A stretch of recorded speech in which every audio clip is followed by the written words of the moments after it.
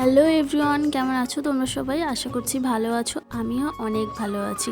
আমি দিশা, আমার চ্যানেলে তোমাদের অনেক অনেক স্বাগত। চলে এলাম একটা নতুন ভিডিও নিয়ে। আশা করছি পুরো ভিডিও কন্টিনিউ করবে। তো এই ভিডিওটা হচ্ছে ষষ্ঠীর দিনে সকালের ভিডিও। আমি সব কিছু একটু একটু করে ক্লিপ নিয়ে রেখেছি, বাট এতটাই ব্যস্ত ছিলাম ভিডিওগুলো করে আর ছাড়ার সময় হয়নি। তো দেখো, ষষ্ঠীর আগেই আমি চলে এসেছি, দুদিন আগে, কারণ আমার হাজব্যান্ড যেহেতু বাইরে থাকে, তো উনি এসেছিল। তোমরা হয়তো অনেকেই ভিডিওর মধ্যে দেখেছো। তো ও ষষ্ঠীর আগেই চলে গেছে, ওর টিকিট হয়ে গেছে। ষষ্ঠী করে যেতে পারিনি, বাট এবছরও করতে পারিনি, আগের বছরও করতে পারিনি। আমাদের বিয়ে প্রায় 2 বছর হতে চললো, 1 বছরও ও ষষ্ঠী করে যায়নি। যাই হোক, আমি একাই ষষ্ঠী করেছি।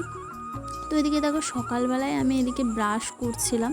তো ব্রাশ করেই দেখো, আমাদের এদিকে না পেছুতে একটা জাম গাছ ছিল। সেই জাম গাছটা হঠাৎ আগের দিন রাতে আমি বসেছিলাম, ভেঙে পড়ে গেল ডাল। আর এই ডালটা পড়ে যাওয়ার কারণে কত মানুষের কত রকম কথা, আমরা যেটা বলে থাকি। যাই হোক, এই ডালটায় আসলে, গাছটা তো প্রচণ্ড ছোট, এত পরিমাণে জাম এসেছে, মানে এই ডালটা না আর সাপোর্ট নিতে পারিনি, তার জন্যই হয়তো হঠাৎ পড়ে ভেঙে গেছে। আর সেই কারণে দাদা আর আমি রাতের বেলাতেই জামগুলো কুড়োতে চলে গেছি, কারণ সকাল হতে না হতেই আর একটাও পাকা জাম পাবো না। তাই যেগুলো পাকা ছিল সেগুলো কিছুটা পরিমাণে কুড়িয়ে নিয়েছি আমি আর দাদা, কারণ সকাল হলেই অনেকে নিয়ে চলে যাবে, আবার ছাগলেও কিছুটা খেয়ে নেবে। আর এদিকে দেখো, পরের দিন যেহেতু জামাই ষষ্ঠী, তার জন্য বাড়িতেই অর্ডারে দই ছিল। তো আমাদের যেহেতু দোকান আছে, দই থামসা সব কিছুই বিক্রি হয়, তার জন্য বাড়িতেই দই পাতা হবে। তাই আমি দই পাতার জন্য দুধটা ঠান্ডা করছিলাম, আর দাদা এদিকে ফ্রিজটা ভালোভাবে ক্লিন করে নিচ্ছিল, যেহেতু দইগুলো রাখা হবে, থামস আপ আছে। তো ওদিকে দই পাতাও প্রায় কমপ্লিট হয়ে গেছে, আর এদিকে দেখো ছানার কেকটাও বসিয়ে দিয়েছে। তো এদিকে দেখো, আমার ব্রাশ করাও প্রায় কমপ্লিট। তারপর আমার একটু খিদে পেয়ে গেছিলো, সকালে উঠেছি যেহেতু। তো এদিকে ছিল আগের দিনের ছানার কেক তৈরি করেছিল দাদা, সেই ছানার কেকটা আর চিনি দিয়ে বাটার দিয়ে একটু পাউরুটি। তো ষষ্ঠীর দিন সকালে দেখো, খাওয়া দাওয়ার পর তারপর আমার প্রচণ্ড গরম করছিল, ভালোই গরম পড়েছিল সকালে। তো দেখো, আমি এতটা ঘামছি, আমার কপাল দিয়ে ঘাম সিঁদুর গলে নামছে পুরো, সেটাই আমি দেখো ভিডিও করে দেখাচ্ছিলাম। তো তারপর বসে থাকতে থাকতে ভাবলাম না, বসে থাকলে হবে না, এবার স্নান করে ঠাকুরকে জলটা দিইনি। তো ঠাকুরকে জল দেওয়া আমার কমপ্লিট।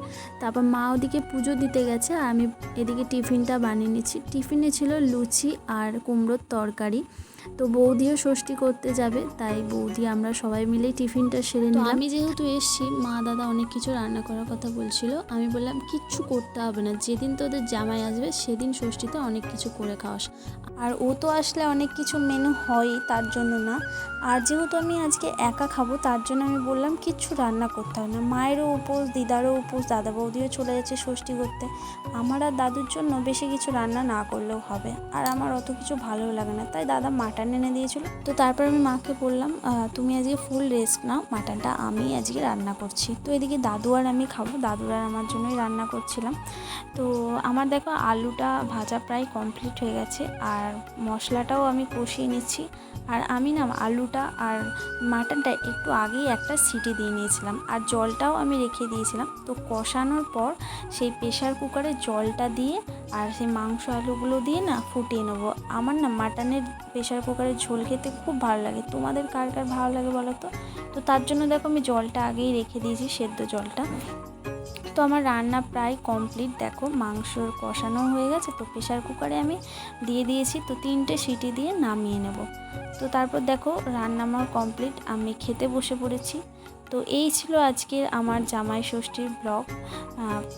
তো তোমাদের জামাই ষষ্ঠী কেমন কাটলো অবশ্যই আমায় জানিও।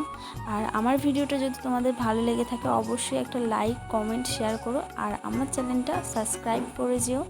তো আজকের ভিডিও এতটাই, টাটা।